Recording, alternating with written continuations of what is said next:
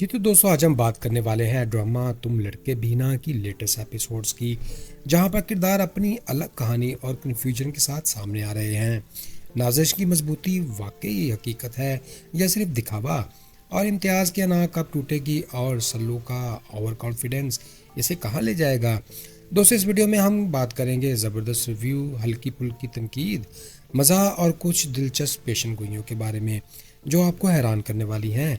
तो वीडियो को आखिर तक जरूर देखिएगा और बताएं आपका फेवरेट किरदार कौन सा है। जी तो नाज़रीन, नाजिश का किरदार काफ़ी मजबूत और दिलचस्प है। वो एक ऐसी औरत है जो अपने शौहर से अलग होकर खुद मुख्तार ज़िंदगी गुजारने की कोशिश में है, और सच कहीं तो इसमें वो काफ़ी हद तक कामयाब भी हुई। लेकिन मसला ये है कि वो जितना खुद को मैं बिल्कुल ठीक हूँ जाहिर करती है, इतना ही अंदर से कंफ्यूज भी नज़र आती है। कभी वो बहुत मजबूत लगती है और कभी अचानक जज्बाती हो जाती है। थोड़ी सी तनकीद ये है कि वो बाद औक़ात खुद को ज़रूरत से ज़्यादा साबित करने की कोशिश करती है, जैसे किसी को दिखावा हो कि देखो मैं कितनी खुश हूँ, जो थोड़ा ओवर लगता है। तो फ्रेंड्स, इसका कहना मुझे फ़र्क नहीं पड़ता। ये अंदाज़ अक्सर ऐसा लगता है जैसे दिल में तूफ़ान हो और ऊपर से सुकून का ड्रामा कर रही हो। नाज़रीन, आने वाली एपिसोड्स में नाजिश का दिल दोबारा नरम पड़ सकता है, ख़ासतौर पर बच्चों या पुराने रिश्ते की वजह से। मुमकिन है वो वापस ना जाए, लेकिन एक बड़ा इमोशनल फ़ैसला ज़रूर करेगी। नाज़रीन, इम्तियाज़ क्लाइमेक्स में ठीक हूँ बाकी सब गलत है वाला मर्द नज़र आता है।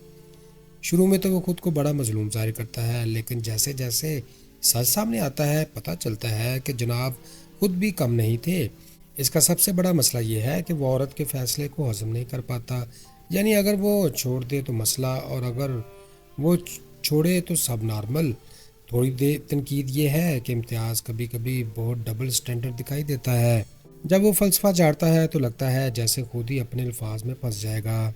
नाज़रीन, आगे जाकर इम्तियाज़ या तो पूरी तरह माफ़ी मांग कर नाजिश को वापस लाने की कोशिश करेगा, या फिर अपनी ना की वजह से मज़ीद ख़राब फैसले करेगा, और ज़्यादा इम्कान दूसरे ऑप्शंस का है। फ्रेंड्स, सल्लू इस ड्रामे का मैं ही शो का हीरो हूँ टाइप बंदा नज़र आता है। इसे लगता है कि व्यूज़ भी इसी की वजह से आते हैं, शो भी इसी की वजह से चल रहा है, और शायद सूरज भी इसी के लिए निकलता है। ये तो कुछ ज़्यादा ही हो गया। इसका कॉन्फिडेंस अच्छा है, लेकिन कभी कभी हद से ज़्यादा ओवर हो जाना इसके लिए ठीक नहीं।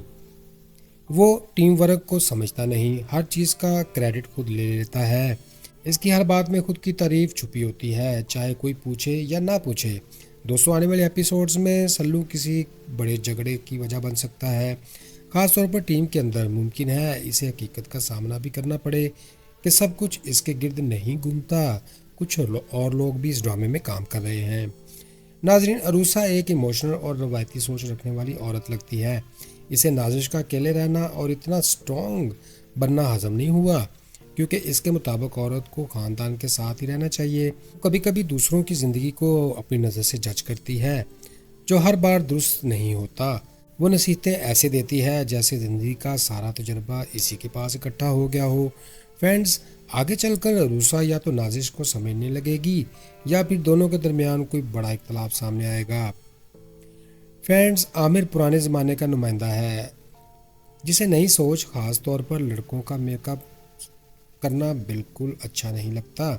इसके डायलॉग्स अक्सर मज़ाहिया होते हैं, क्योंकि वह हर नई चीज़ को अजीब समझता है। वो तब्दीली को कबूल नहीं करता, हर चीज़ को अपने पुराने म्यार से देखता है। लेकिन मज़ा ये है कि इसकी बातें सुनकर हंसी भी आती है।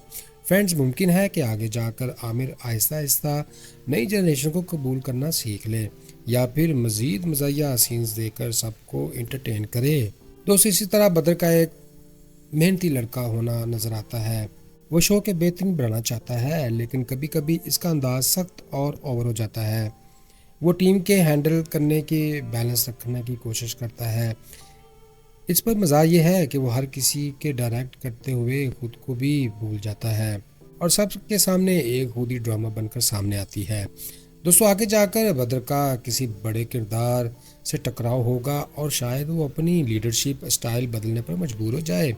नाजरीन, जुहान और दोस्तों के किरदार ज़्यादातर हल्के फुल्के और मज़ाहिया माहौल के लिए हैं, लेकिन इनके दरमियान छोटी छोटी लड़ाइयाँ और ईगो भी दिखाई देती है। कभी कभी इनकी लड़ाइयाँ बचगाना लगने लगती हैं, मगर यही चीज़ रियलिस्टिक भी बना देती है। ان کے نوک جھونک میں ہی مزہ ہے۔ فرینڈز، ان میں سے کسی ایک کا سلو یا شو کے ساتھ کنفلکٹ ہو سکتا ہے جو کہ سٹوری کو مزید دلچسپ بنائے گا۔ جی تو فرینڈز، یہ تھا آج کا ریویو، پھر ملتے ہیں لیٹسٹ ویڈیو میں۔ خوش رہیں، خوشیاں بانٹیں۔